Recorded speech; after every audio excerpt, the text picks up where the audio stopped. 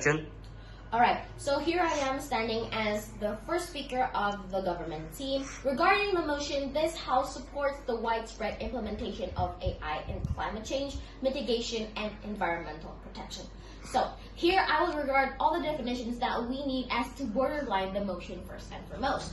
See, AI here we know of as artificial intelligence, LLMs, or those AI who, in our case, as Gov, would act as an added tool that could predict, design technology, monitoring, or planning the land use when regarding these mitigation strategies. And in this case, would not be 100% as replacement. So here we are proposing a mechanism that would support the widespread, but as a tool or an added complement.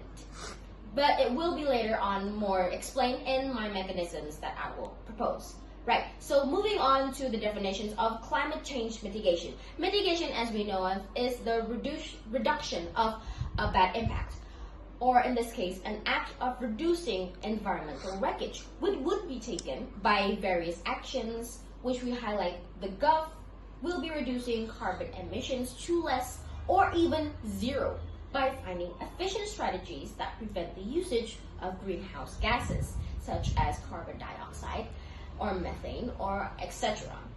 Environmental protection, or action to protect environmental balance, will be through strategies that later on would be added with AI as a helping tool. Alright, so let's get on to the background or status quo.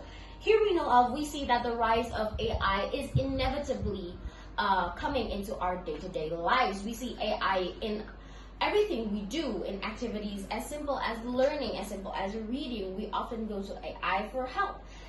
And it's just been rising just as quickly as environmental problems surrounding us. So, and the motion itself suggests that AI is an urgent need to be implemented into the technology that would help reduce carbon emissions.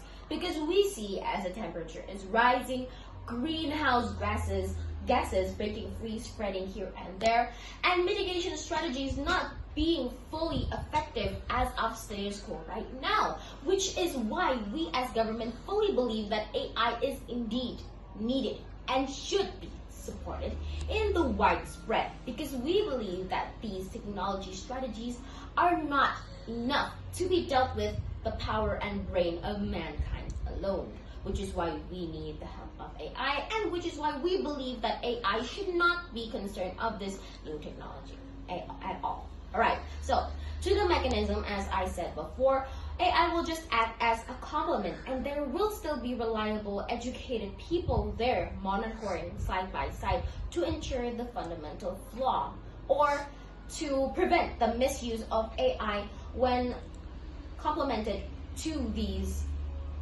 mitigation strategies.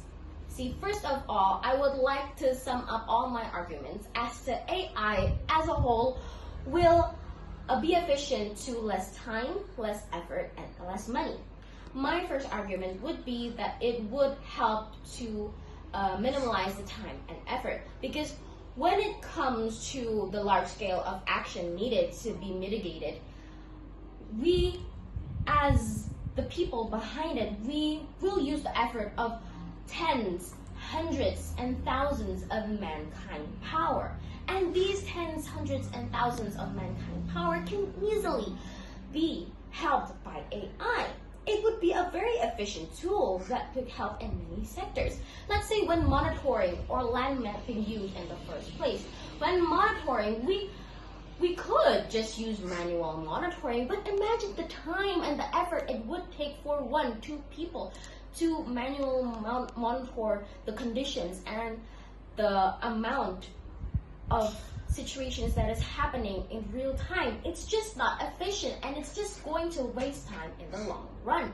Rather, if we as government support the use of AI in these monitoring, such as when we propose a mechanism which AI will be implemented similarly to the use of satellites. So when these satellites are put in AI inside of them, AI can easily analyze the conditions, the carbon emissions there in real time, so the people can just stay behind the computers and check whether or not these monitorings are right and whether or not they need to add action into real-time situations.